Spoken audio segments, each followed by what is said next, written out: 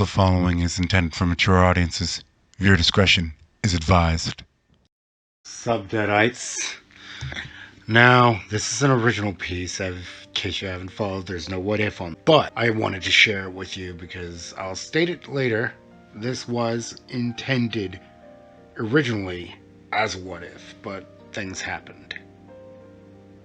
Now, let me state that I know what time it is. It's rather important to the main character's name, so that this be around now. And if you're watching this later, it's the 6th minute of the 6th hour of the 6th day. Yes, I know that's kind of satanic, but that's the point. Now, if all goes well and YT doesn't say, hey, this is not cool, I will pretty much try to make this, if I can, try to do this at least every other month on the 6th day, or at the very least try to make it happen more often. But I'll be blunt. I absolutely adore Tanya Degorachov, and if not for her age, she'd probably have waifu status with me. I guess I like my anime girls crazy, but this started as a simple question. What if Tanya married the Führer? This was before I entered the what if game. However, I came to love my main character and the world I was creating to a point where I had to separate them from Tanya. I wanted to make this my own. So instead of Tanya, I created a character like Tanya. Welcome to the first chapter of Wicked World. Let me be clear, this ain't an isekai. The main character was born on this world. The name of the world is Gaia, and the MC's nation? Stradia. Without further ado, I would like to introduce you to Lucian, Lucifer, Luminaria, the crowned prince of Stradia. He's currently on vacation with his mother in their winter home. Lucian was currently in the study when he heard a sound for which there is no mistaking. Gunfire. A maid came running into the study. "My lord, you must escape. We shall buy you time." Lucy shut that down. The escape route is near where the shotguns came from. Lucy looks at another maid. "Fetch me a maid's uniform at once." After the order was made, he swallowed the magic gem that was passed down to the leader of the family. Said maid returned with the uniform, and Lucian burned his clothes. His mother was near where the gunfire occurred. She would deny his presence, and he'd make it easy by wearing this. Some of you are probably wondering how that will knock them off his trail. There's no sugarcoating this, so I'll just say it. Lucian is a female Fudanari whose actual name is Luciel Lucifaria Luminaria. If you don't know what that is, don't Google it unless you're adventurous. The Japanese term for hermaphrodite is what it is. The fact that she's starting to show signs of femininity is going to help here. Lucy blended in with the maids that she ordered to cower in fear while protecting the youngest maid and head of the study, Lucifaria. It was a good thing that she was an utter bookworm. On the odd chance that these raiders were perverts, she made her body appear completely and utterly normal. And by that, I don't think I need to tell you However beautiful she may be, her age would dissuade most, but this is for good measure. If this is being done by an enemy nation, then she must be ready for it. Said maids are Valkyries, but they did well to hide that fact. In comes some of the fat dude carrying her father's hammer. She hadn't seen that in years. Lucy would do well to remember him for the future. She already had a plan.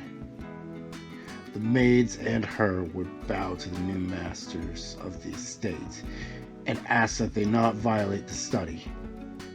Ah, we've got some beauties here, and even a gem for the future.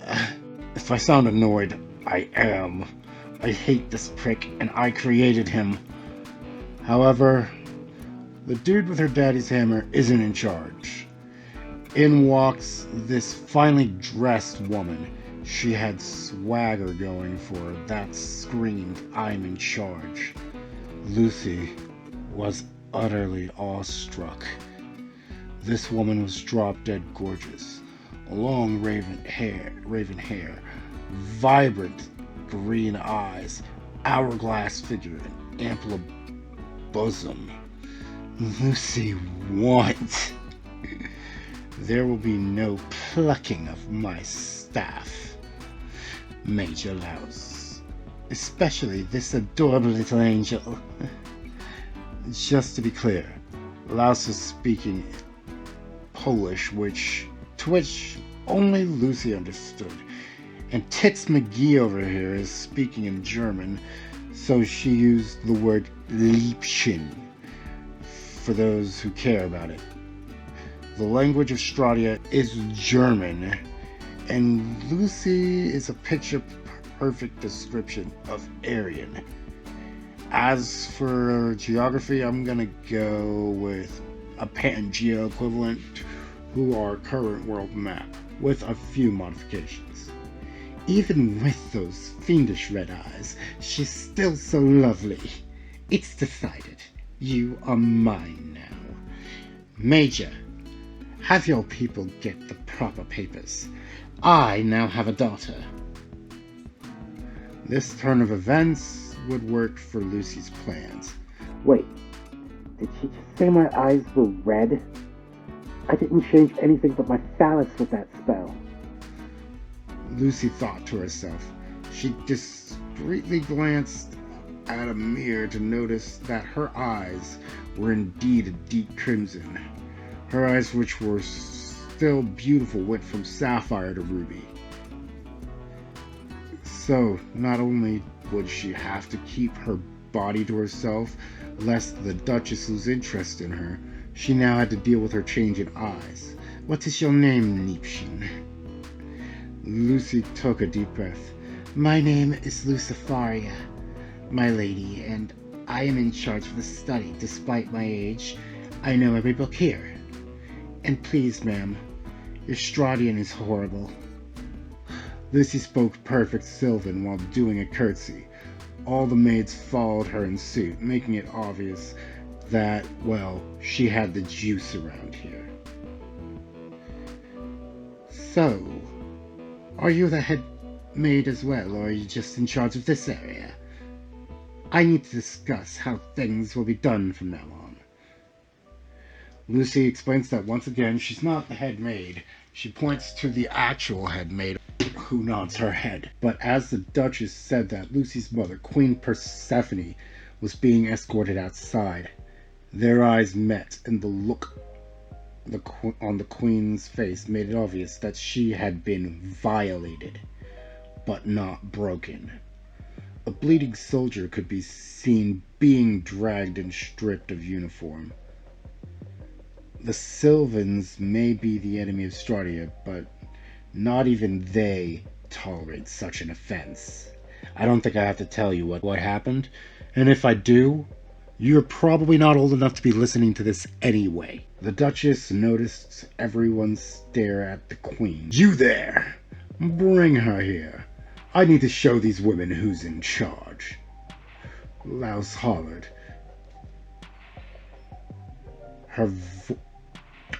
Her clothes were ruined, and she was covered in. Do I even need to tell you? Despite all this, she kept a proud aura about her. Good idea, Laos. Persephone of Stradia. You were not our intended target. It's a shame that you came here without your son. And as for what happened to you, she pulled out a pistol and shot the bleeding soldier in the head. Headshot. Sorry, had to make the joke. Take this filth outside and burn him. Laos finished before the Duchess, Claudia Dark, could even finish her statement. I may hate this piece of work, but not even he would have done that. My lady, may I please clean the queen? I've always wanted to attend to her.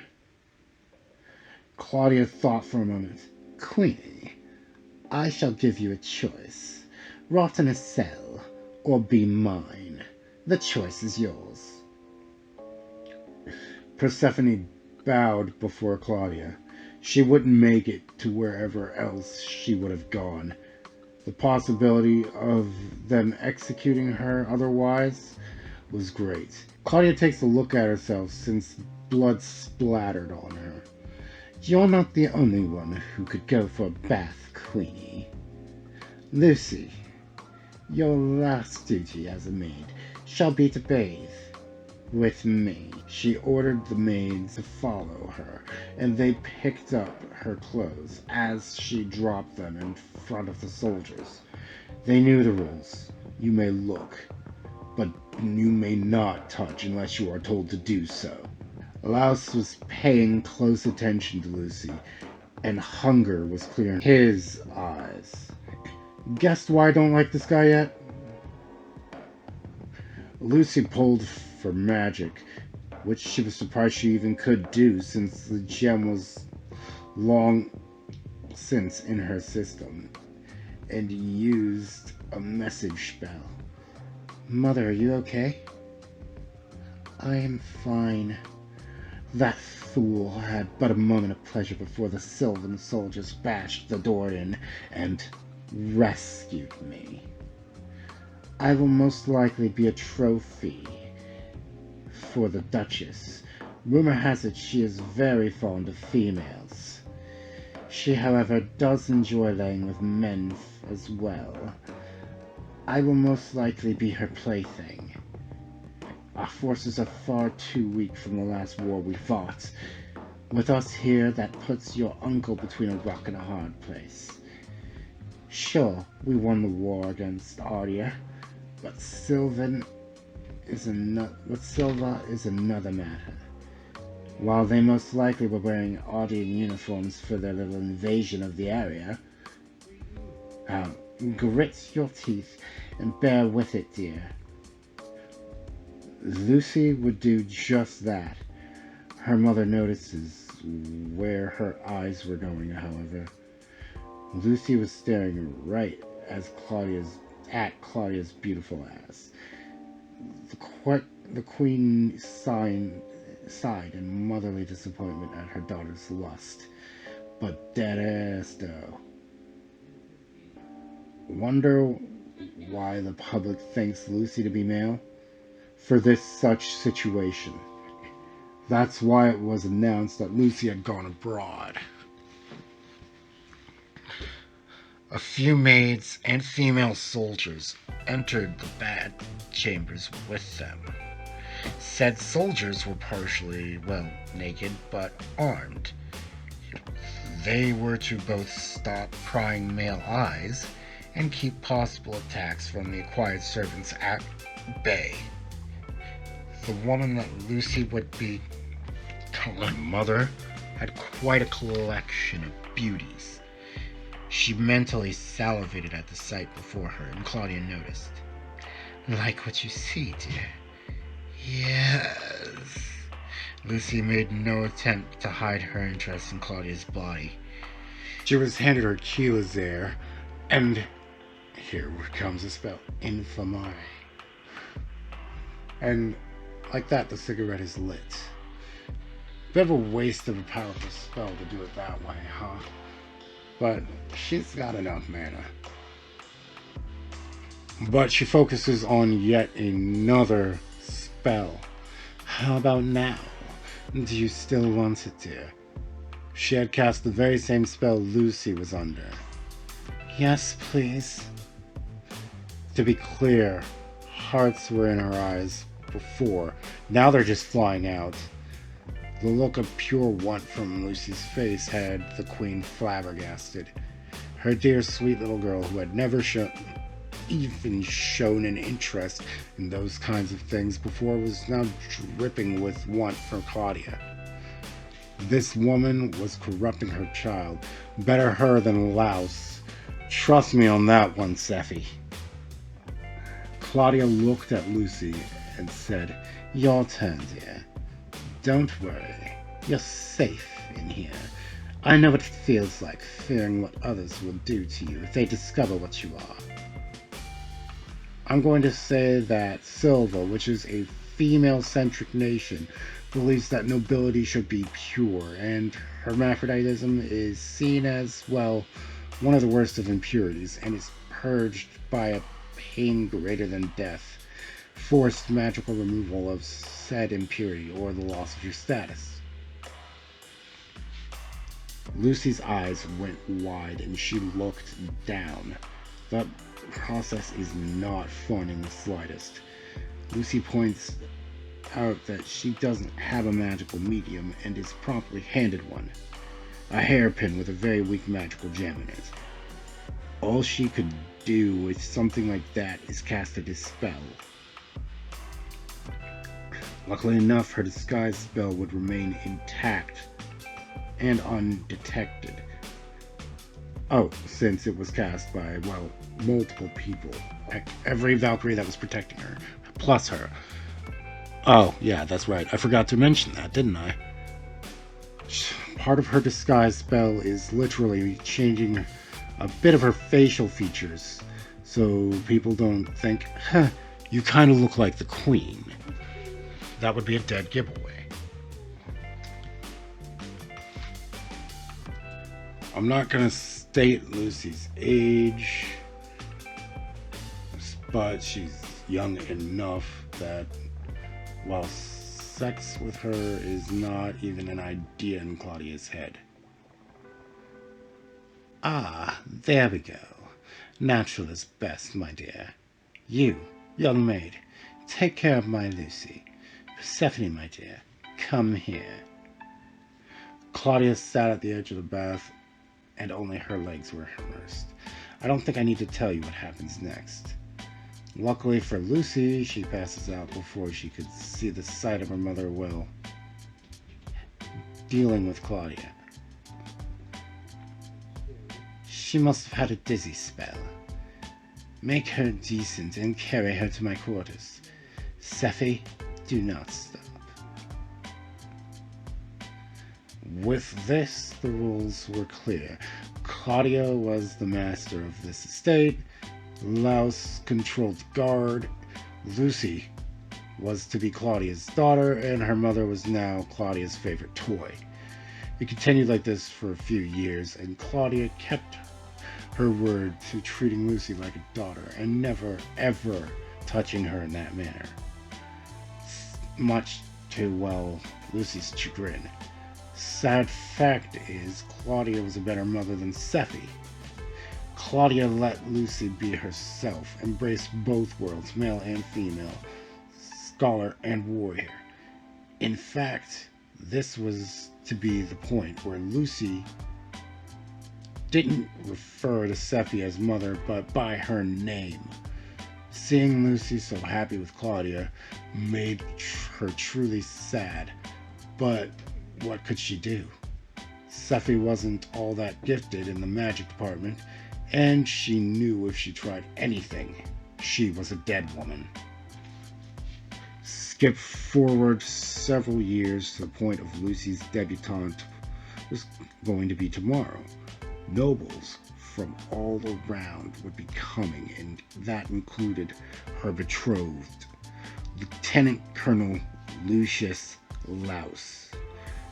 That man had tried to lay with Lucy on multiple occasions, or, well, not exactly lay with her, but get damn close to that on multiple occasions, using their betrothal as an excuse.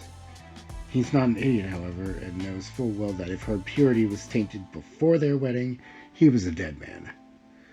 Lucy knew that he would do everything in his power to expedite their wedding day, and that was something she didn't want. Notice how oddly okay Lucy is with all of this? She's not. She may enjoy her time with Claudia, but that man has her father's hammer, meaning he's the one that killed him. And that wouldn't stand. The only justice in this is that he cannot use the hammer for anything other than a symbol of power. Her father was a strong mage and warrior. That hammer had been in the family for generations, and it would be back in the hands it belonged in. Hers. The magic moment began, and Laus came to greet his betrothed with a kiss to the hand. Good evening, my dear. You are finally of age. Long have I waited for you. You won't be waiting much longer, you annoying ass. Lucy thought to herself. On a knee, he presented her with a lovely necklace. Since you are in the gift-giving mood, might I ask for that hammer, at least for the ceremony? It has a great meaning to my people. Of course, she took the beautiful necklace. Silver, by the way, that had a wondrous black opal at its center. Laus humored his betrothed. There's no way she could lift. How was that scrawny woman lifting that with one hand? That was the last thought Laus made as Lucy bashed in his head. Till death do us part. She spat at his corpse. And with that, Lucy began a mass message. Commence Operation Hammerfall. Mother, keep Claudia safe. We owe her for the somewhat comfortable life we had in comparison to what it could have been. Suffy and a small unit of maids locked Claudia in. That night was an absolute massacre to the Sylvan, known as the rise of the Crimson Devil.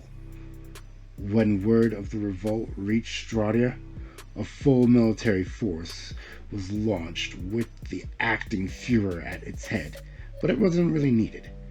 Lucy had been planning this for years and was smugly sitting on her throne in the estate with her aura in full bloom.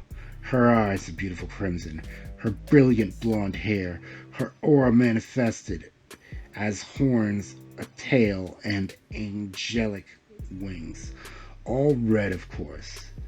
The funny part is that while she was wearing a catalyst and holding another in her arm, they weren't really, well, glowing. He realized what she had done. How many times did you swallow the crimson heart, my dear niece? That heart was now on her necklace via a swapping spell. She may hate Laus, but he was amazing at giving gifts. I'll give you guys a choice here. Lucy really loves that opal, but really has no need for it. Does she keep it because A, it's beautiful and could serve as a reminder of her perseverance? Does she give it to Persephone? Gift it to Claudia, who chose to stay with Lucy after being given the same offer she gave her mother? Or does it go to the head maid as a token of love and adoration for her fealty? Either way, This is the beginning of the legend of the Crimson Devil of Stratia. I hope you liked it.